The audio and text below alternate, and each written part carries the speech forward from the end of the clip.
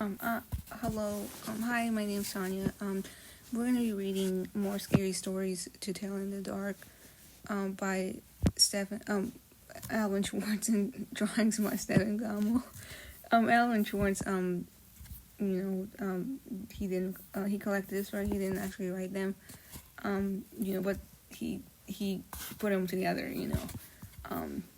and Stephen Gammell, he did the drawings and stuff for the stories.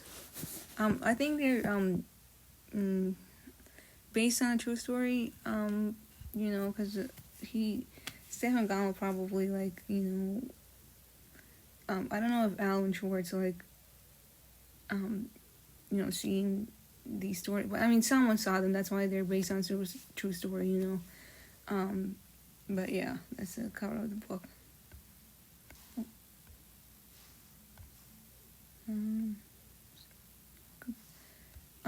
We're gonna be reading today's story. Is the bed by the window, and this is a picture of the story that we're gonna be reading.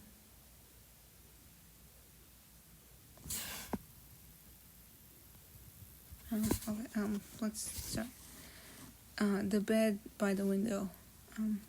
The three old men shared a room at the nursery home.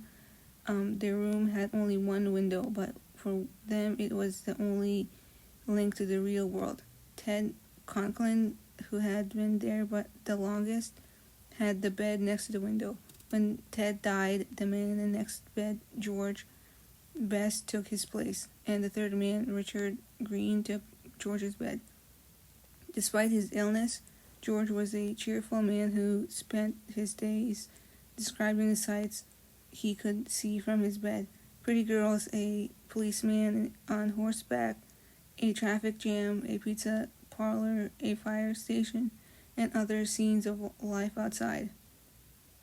Richard loved to listen to George, but the more George talked about life outside the room, Richard wanted to see it for himself.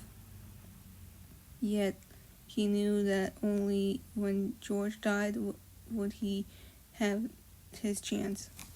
He wanted to look out the window, out that window so badly that one day he decided to kill George. He's going to die soon anyway, he told himself. What difference would it make? George had a bad heart. He had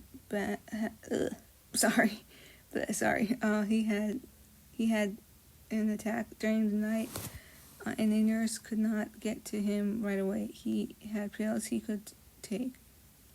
He kept them in the bottle on top of the cabinet between his bed and Richard's.